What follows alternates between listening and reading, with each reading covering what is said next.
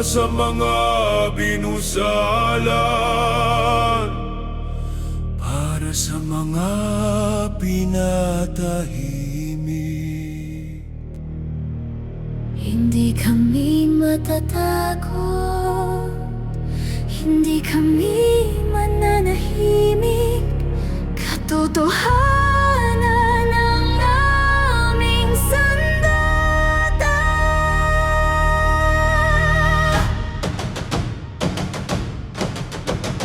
Bawat galaw namin may matang nakabantay. Kapag nagsalita ka agad kang huhusgahan. Takot ang ginagamit para kami patahimikin. Karapatan namin magsalita, pilit pang aagawin. Kalayaan ba'y para lang sa makapangyarihan, habang ang mahirap lagi nasa kulungan. Kapag katotohanan ang iyong inilalaban, ikaw pa ang lalabas na kalaban ng bayan. Di habang buhay takot ang pairalin, boses ng mamamayan di nyo kayang lunurin. Pinipigil yun naman ang bawat salitang apoy, mas lalong lalakas ang sigaw naming totoo. Hindi krimen ang magsabi ng hinaing, hindi kasalanan ang humingi ng pansin. Kapag ang katarungan ay pilit tinatakpan, lalong sisigaw ang sambayan na nasasaktan. Hindi dapat ikatin ang salita, hindi dapat masalan ang diwa. Habang may pusong handang lumaban, katotohanan ay di matatakpan.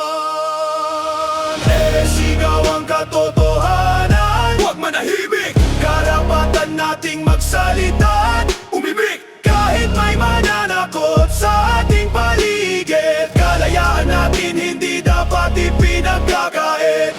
Sigaw ang katotohanan, Huwag matakot kahit pilitin tayong ibaon sa sa lungkot. habang may tinig na handang lumaban, may pag-asa pang mabago ang bayan. Sinasabi nilang tumahimik na lang kami, para raw walang gulo sa gabi. Pero paano kung mali na ang nangyayari? Paano kung hustisya ay tuluyan na nawawi? Kaya dapat patuminindig at lumaban, hindi puro takot ang pairalin ng bayan. Kapag lahat tayo mananahimik, mas lalong lalakas ang mapang-apit kanit. Maraming inosente ang umiiyak, maraming pangarap ang unti-unting wasak. Kalayaan tila nakakulong sa dilim, habang kasinungalingan ng pilit manaig. Pero hindi pa huli ang lahat kapag nag-aisa ang bawat pangarap. Boses ng tao'y di kailanman matitinag kapag katotohanan ang siyang sumisigaw.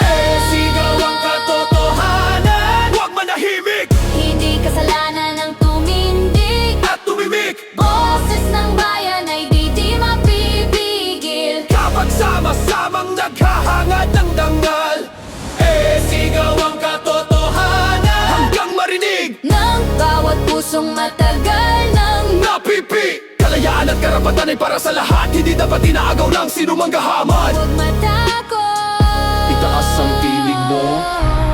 Dahil ang katahimikan ng mamamayan Ay tagumpay ng mapangapi.